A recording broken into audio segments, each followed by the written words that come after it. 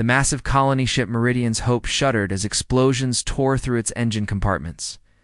Captain Lee Hanna gripped her command chair while alarms screamed across the bridge. 50,000 sleeping colonists depended on her next decision. Engine. Core breach in sections 12 through 16, shouted engineer Kim Min-ho from his station. Out.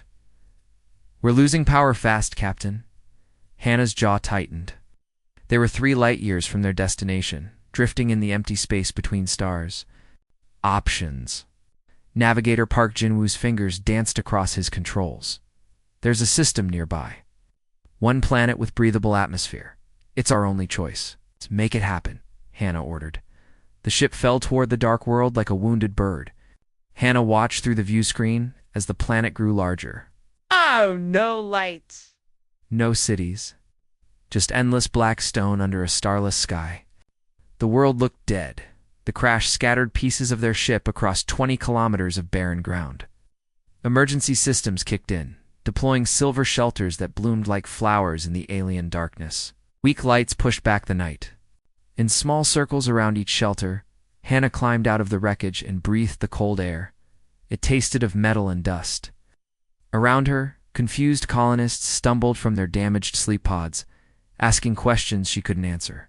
Status report, she called to her officers. Kim Min-ho limped over, his uniform torn and bloody. The fusion reactor is dead. Emergency power cells will last maybe a week. After that, we're in complete darkness.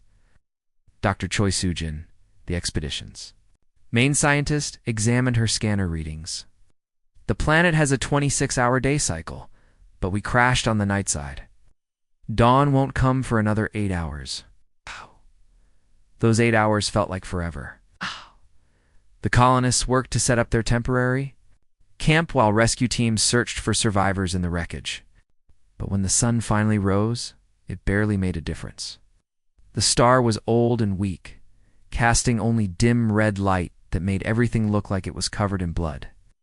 This world is dying, Dr. Choi reported. The star is cooling down. Been like this for millions of years. But they weren't alone. The first person vanished on the 3rd night. Maintenance worker Jung Ki-won went to check the power cables between 2 shelters.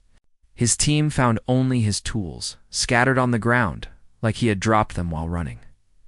No body, no blood, no trace. Maybe he got lost in the dark, someone suggested. 2 days later, colonist Nam Yuri disappeared while gathering salvage. From the ship, then Farmer Baek Jisoo vanished from his tent. Search parties found nothing. On the 7th night, they found the bones. Hannah knelt beside the pile of white remains, her stomach churning. The bones were picked completely clean, arranged in a neat pile like someone had finished a meal and cleaned up afterward. Dr. Choi examined them with shaking hands. "These are human bones," she whispered. "But look at these marks.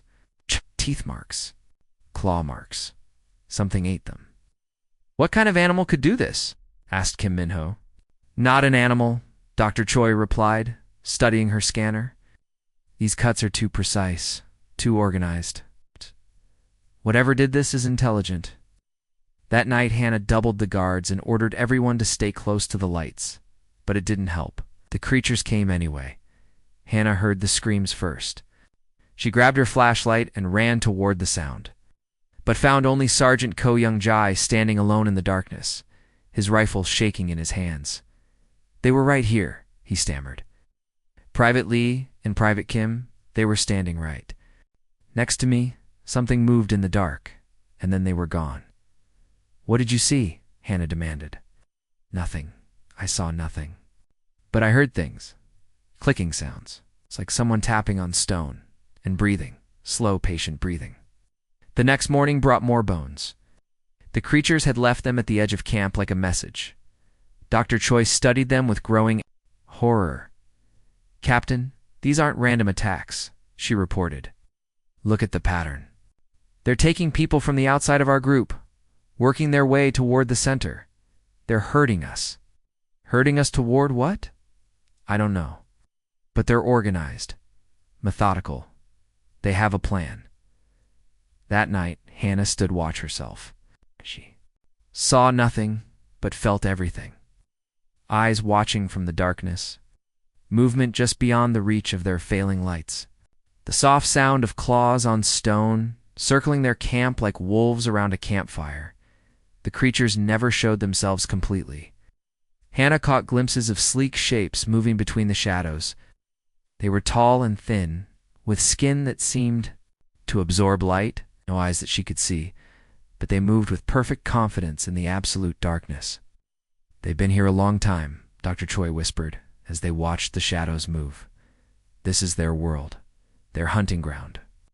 And we just fell into their trap. The power cells died on the 10th night. One by one, the lights went out around the camp. The colonists huddled together in the last remaining shelter, listening to the sounds outside. Clicking, breathing, waiting. Something scraped against the shelter wall, then another sound from the opposite side. They were surrounded in the darkness. Hannah realized the terrible truth.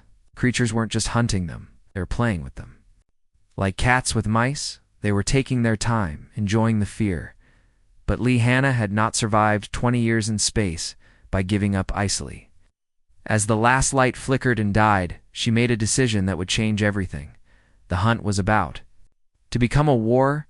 The darkness was complete now. Captain Hannah sat in the main shelter with the remaining colonists, listening to the sounds outside. Soft footsteps, clicking noises.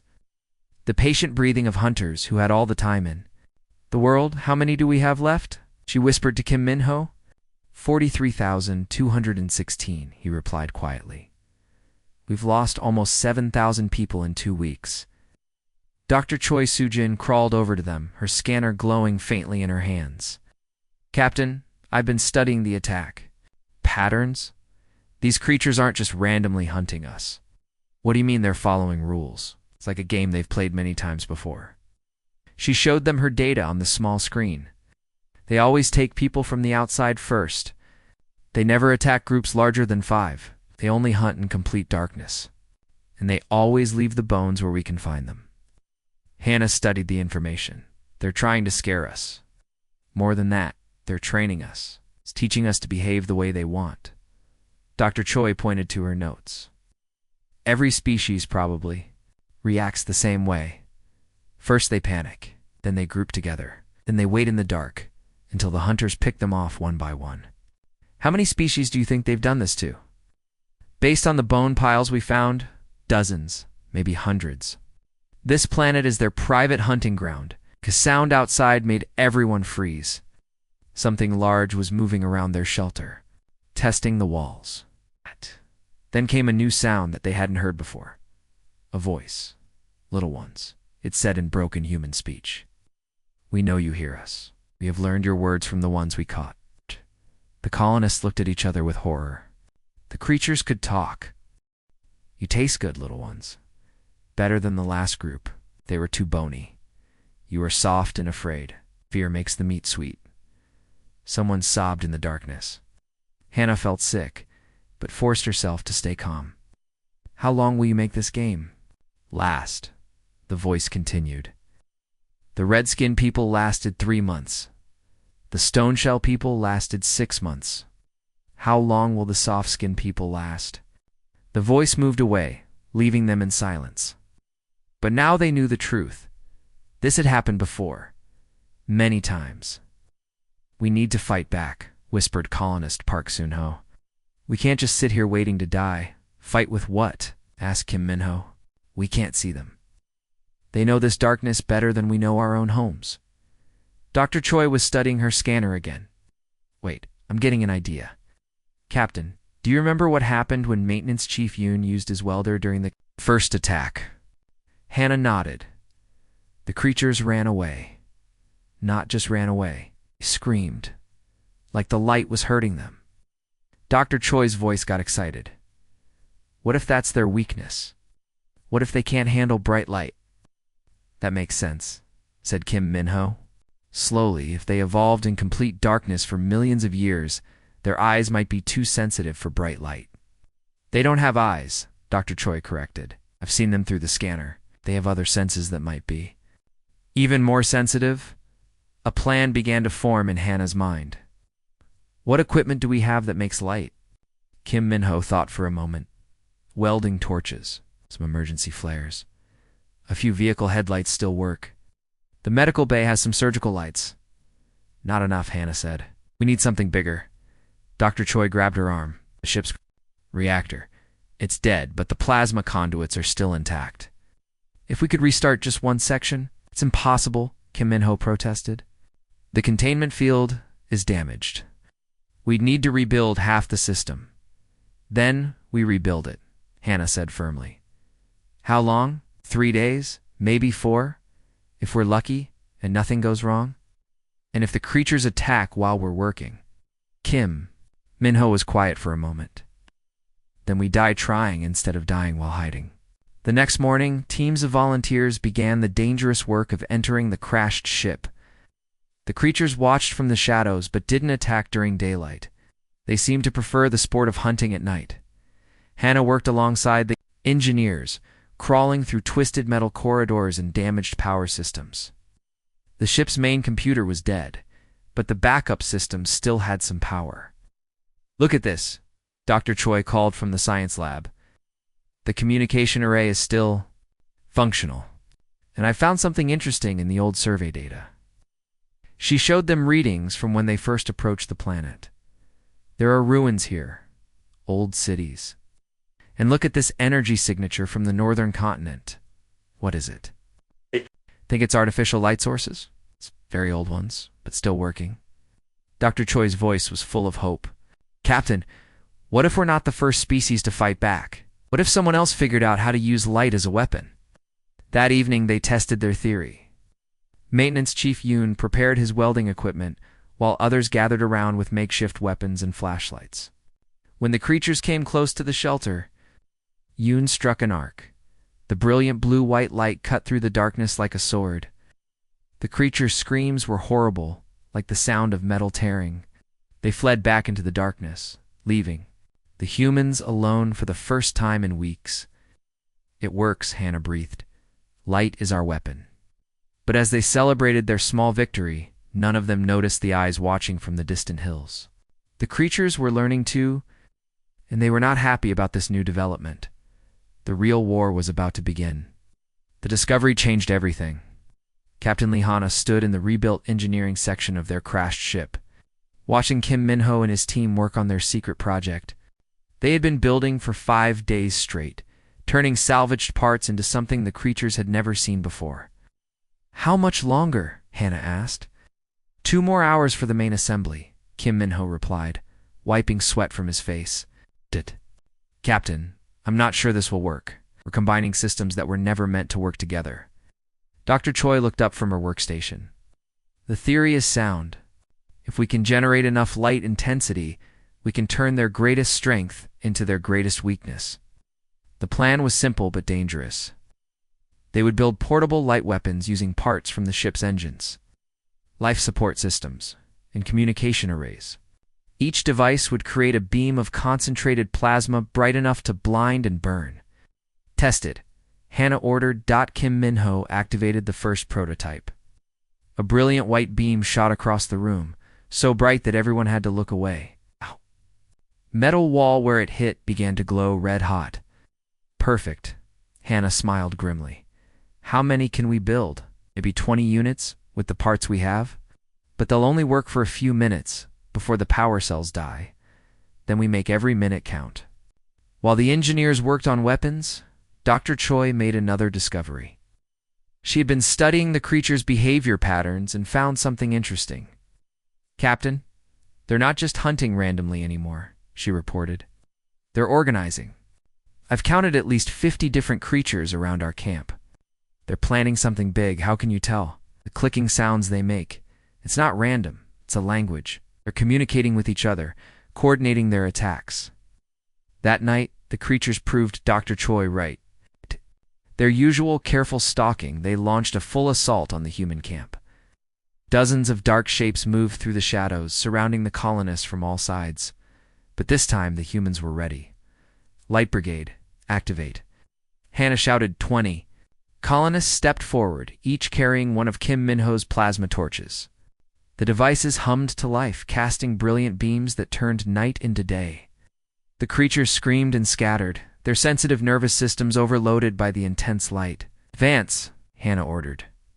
For the first time since the crash, humans moved forward instead of running away. The creatures tried to regroup in the darkness beyond the light beams, but the colonists kept pushing forward, driving them back step by step. "They're retreating," someone shouted. But the victory was short-lived. The plasma torches began to flicker as their power cells died. One by one, the beams went out, and darkness returned. The creatures attacked again immediately, but now they were angry. Their hunt had become a war, and they didn't like losing. "Fall back to the ship," Hannah commanded. The colonists retreated to their makeshift fortress, but they had learned something important. The creatures could be beaten. They just needed better weapons. The next day brought an unexpected ally. Hong Hunhua, a 12-year-old boy whose family had been killed in the first attacks, approached Dr. Choi with an idea. "I know how to make things that burn very bright," he said quietly. "My father taught me before he died. He was a mining engineer." "What kind of things?" Dr. Choi asked. "Flares, explosive charges, things that make light and heat." The boy's eyes were older than his years. "I want to help fight the monsters." Dr. Choi looked at Captain Hannah, who nodded. "Show us what you can do." Using chemicals from the ship's industrial supplies, Hyunwoo created something amazing. His first flare burned so bright it could be seen from orbit. His explosive charges created walls of fire that lasted for minutes. His phosphorus grenades turned small areas into blazing infernos. "Where did you learn this?" Kim Min-ho asked, impressed despite himself. "My father said light and fire were humanity's first weapons," Hyunwoo replied. "He said they drove away the darkness and the things that lived in it. I just made them stronger." The second battle came 3 nights later. This time the humans didn't wait for the creatures to attack. They went hunting. Captain Hannah led 50 volunteers armed with plasma weapons, flare guns, and Hyunwoo's special explosives. They left the safety of their camp and moved into the creature's territory. "Remember," Hannah whispered to her team, "we're not prey anymore. We're predators." The first creature they encountered was drinking from a small stream. It looked up as the humans approached, its eyeless head turning toward them with confusion. These soft-skinned people were supposed to be hiding in fear, not stalking through the darkness with weapons. "Light it up," Hannah ordered. 5 plasma beams hit the creature. At once, it screamed and thrashed, its dark skin smoking where the light touched it. The sound echoed across the landscape, alerting every creature for kilometers. "Good," Hannah said. "Let them all know we're coming." The hunt continued through the night. Every time the creatures tried to surround them, the humans responded with fire and light. Hyunwoo's explosives turned their ambush points into blazing traps. The plasma weapons cut through their ranks like swords through paper by dawn. The humans had killed 17 creatures and driven dozens more from their traditional hunting grounds. The bones of previous victims lay scattered everywhere, testament to thousands of years of predation. But now the predators had become the hunted. As the weak sun rose over the battlefield, Captain Hannah looked at her exhausted but victorious team. They had crossed a line tonight. They were no longer just trying to survive. They were going to win. 3 months had passed since the first human victory. The crashed colony ship had become something new, a fortress of light rising from the dark plains of Nick 7. Captain Lee. Hannah walked through the rebuilt corridors, watching her people work with purpose they had never shown before. They were no longer refugees. They were conquerors. "Status report," Hannah asked Kim Min-ho as she entered the main engineering bay. "Fusion reactor is back online at 60% power," he replied, his hands covered in grease, but his eyes bright with excitement. "We've built 15 permanent light towers around the camp. Each one can illuminate a 2-kilometer radius. And the weapons. We have over 200 plasma torches now, plus 50 of Hyunwoo's special explosive devices. But Captain, I think we can do better." Kim Min-ho led her to a new section of the workshop where teams of colonists were building something massive. It looked like a cannon, but instead of firing shells, it would fire concentrated beams of pure light. "We call it the Dawn Maker," Kim Min-ho explained. It uses power directly from the main reactor. One shot can light up an area the size of a city. Dr. Choi joined them, carrying a tablet full of new discoveries. Captain, we've been exploring the ruins we found in the northern territories. We need to see what we discovered. The images on her tablet showed ancient stone buildings, carved with symbols and pictures, but more importantly, they showed evidence of technology. These aren't just ruins, Dr. Choi explained. They're monuments, built by species that fought back against the creatures, just like we're doing now. How many species? At least 12 that we can identify. Look at this.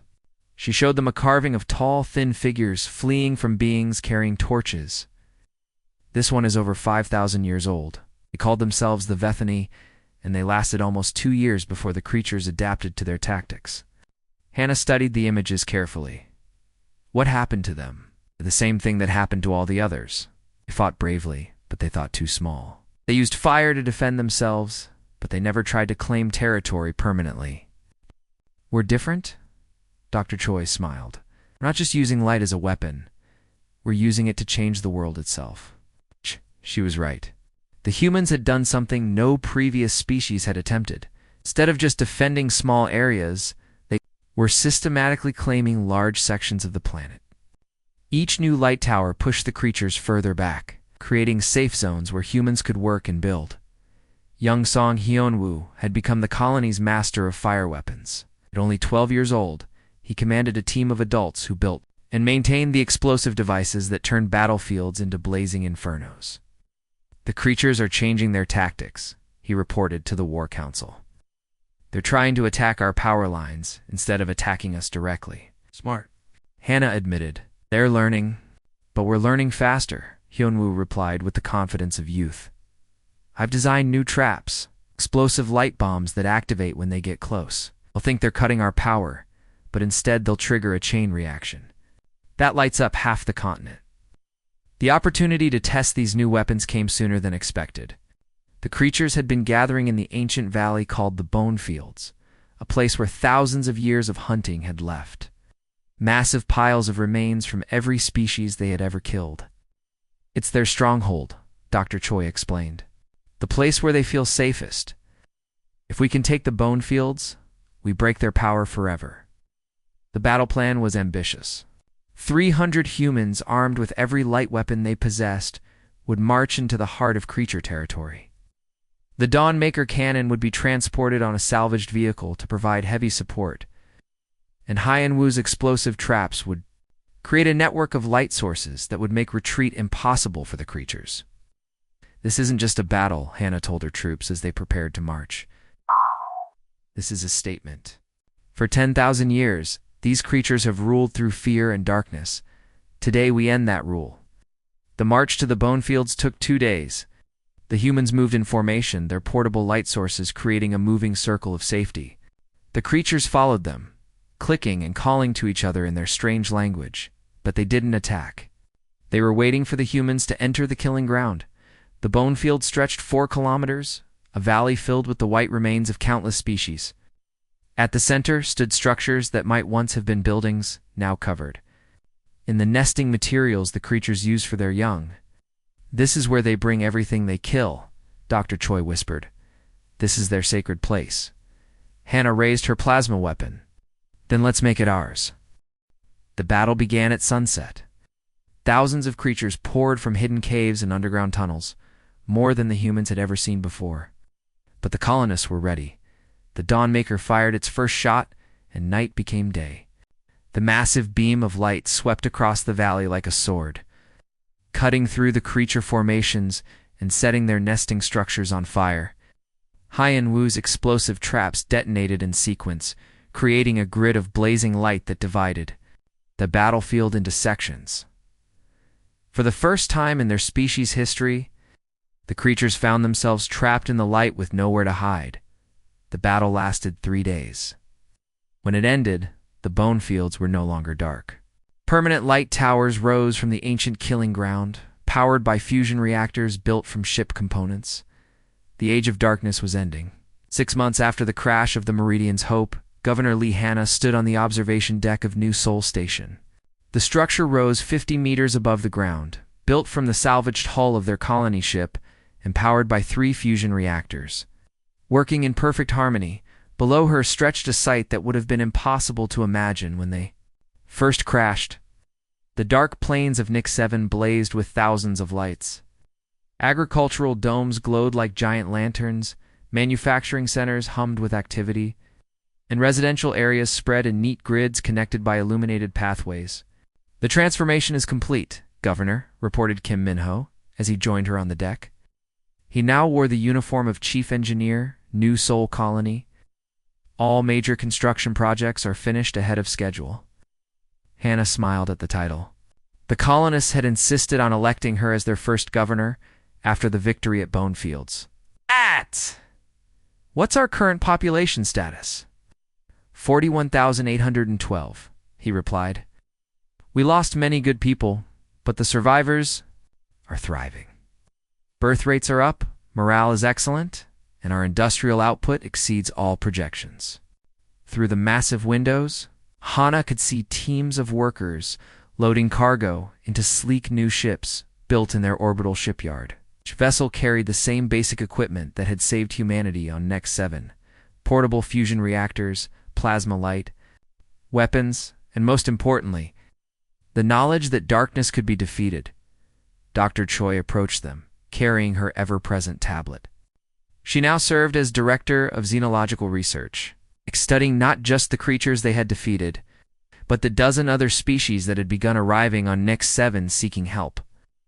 "The delegation from the Hegemony Council has arrived," she announced. 7 species, all reporting problems with shadowhunters in their territories. "The same creatures?" Hannah asked. "Similar enough. It seems the ones we fought here were just one branch of a much larger species. They've been hunting across dozens of worlds for thousands of years." The meeting took place in the Great Hall, a vast chamber built where the ship's main reactor had once been. Representatives from 7 different alien species sat around a circular table, each one bearing the marks of long persecution. They had come to see if the impossible stories were true, that someone had actually defeated the Shadow Hunters.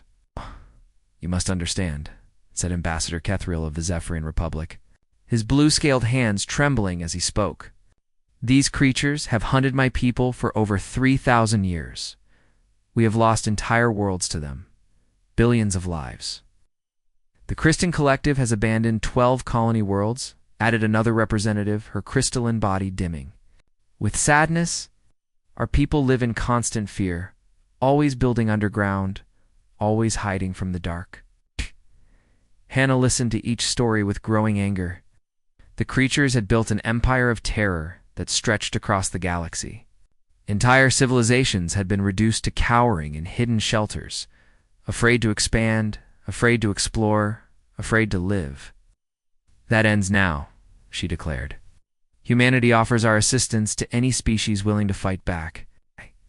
The aliens looked at each other with expressions of hope mixed with disbelief. "But the cost," whispered Ambassador Kethriel. "How many of your people died learning to fight them?" "Too many," Hannah admitted, "but not as many as would have died if we had simply accepted defeat." Young Song Hyunwoo, now 16 and commander of the Fire Corps, stepped forward with a demonstration. He activated one of his latest creations, a handheld device that projected a sphere of brilliant light around the user. "This is a personal protection field," he explained to the amazed aliens. "Any of your people can carry one. But more important than the weapons is the knowledge. We've learned their weaknesses, their tactics, their limitations. We can teach you to turn their own methods against them." The first Liberation Fleet launched 2 weeks later. 12 human ships, each one bristling with light weapons and carrying teams of experienced creature hunters. Their destination, the Zephyrian homeworld of Kepler-4 where shadow hunters had kept an entire species trapped in underground cities for generations. Dr. Choi had spent days briefing the expedition teams. "Remember, these creatures have adapted to hunt each species differently. The ones on Kepler-4 for 2b might have different abilities than the ones we fought here. Stay flexible, stay smart, and always assume they're more dangerous than they appear." Kim Min-ho had equipped each ship with a portable version of the Dawnmaker cannon, plus manufacturing equipment to build permanent light installations. Your job isn't just to drive them away, he told the expedition commanders. Your job is to make sure they can never come back. As the fleet departed, Hannah opened a communication channel to the entire galaxy. The message would reach every civilized world within 50 light years, carried by the quantum transmission network that connected most species. This is Governor Lee Hanna of New Sol Colony on Nix 7. For too long, the galaxy has accepted that some places must remain dark, that some worlds must be abandoned to the hunters who rule the shadows. Humanity rejects this acceptance. She paused, looking out at the blazing lights of her transformed world. To any species living in fear, hiding in the dark, waiting for death to find them, send us your coordinates. Humanity has come to bring the fire. The age of shadow hunters is ending. Behind her, the lights of New Sol burned like a beacon visible from space. A promise that darkness was not eternal, that fear was not forever, and that sometimes the prey could become the predator.